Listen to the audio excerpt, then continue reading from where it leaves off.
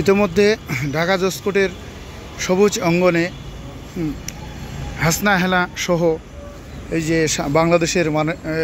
বাংলাদেশের মাননীয় প্রধান বিচারপতি, সাবেক মাননীয় বিচারপতি জনাব হাসান ফয়েজ সিদ্দিকী স্যার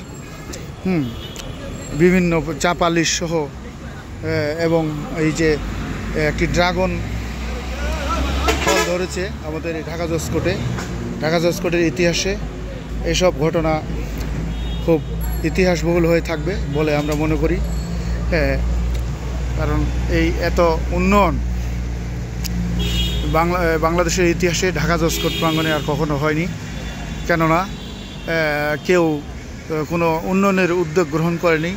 কিন্তু বিগত 1 বছর পূর্বে ঢাকা জেলার সাবেক মাননীয় সিনিয়র জেলা ও দায়রা জজ, বর্তমানে আন্তর্জাতিক অপরাধ ট্রাইব্যুনালের মাননীয় সদস্য বিচারক জনাব AHM হাবিবুর রহমান ভূঁইয়া স্যার এই উন্নয়নের উদ্যোগ গ্রহণ করেন। ঢাকা জজকোর্টের ব্যাপক উন্নয়ন বিষয়ে উদ্যোগ গ্রহণ করেন, পরিষ্কার পরিচ্ছন্নতা সহ হকারমুক্ত, ধূমপানমুক্ত করে ঢাকা জজকোর্টে পুরো সবুজ অঙ্গনে রূপান্তরিত করেছেন।